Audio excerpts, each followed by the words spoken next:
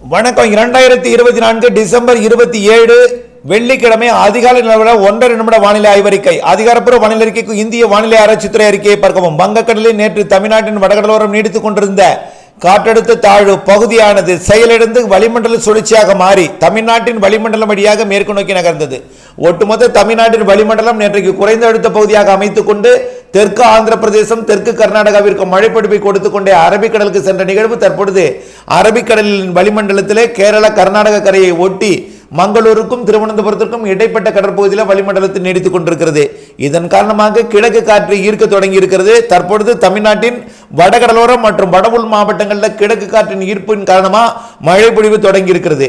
மயிலாடுதுறை மாவட்டம் தொடங்கி ஆந்திர எல்லையோரம் வரைக்கும் திருப்பத்தூர், வேலூர், ராணிப்பேட்டை மற்றும் திருவண்ணாமலை, கள்ளக்குறிச்சி, விழுப்புரம், கடலூர், புதுச்சேரி மற்றும் சென்னை, திருவள்ளூர், காஞ்சிபுரம், செங்கல்பட்டுக்கு கொடுத்துக் கொண்டிருக்கூடிய மழை இன்றைக்கு மதியத்திற்குள் மேற்கு தொடர்ச்சி மலை மாவட்டங்களுக்கும், மதியத்தில் டெல்டாவில் தொடங்கும் மழை மத்திய உள் மாவட்டங்களுக்கும், மாலை இரவிலே தென் மாவட்டங்களுக்கும், தென் மாவட்ட மேற்கு தொடர்ச்சி மலைப்பகுதிகளுக்கும், நாளை அதிகாலை தென் கடலோரத்திற்கும் தென் மாவட்ட பகுதிகளுக்கும் மழைப்பொழிவை கொடுத்து இன்றை நள்ளிரவுக்கு பிறகு நாளை அதிகாலை இந்த நிகழ்வின் மழைப்பொழிவு விடைபெறும்.